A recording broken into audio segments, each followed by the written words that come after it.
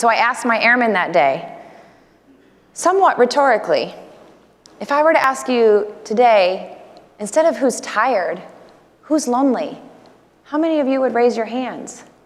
And again, I didn't really expect that any of them would respond.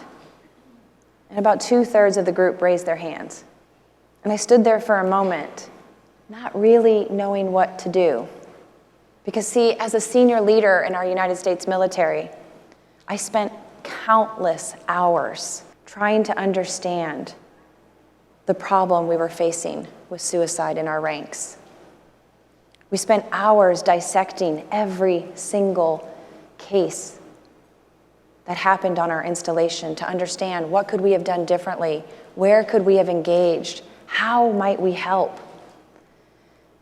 And I knew standing there that one word was the means to connect to my organization or not.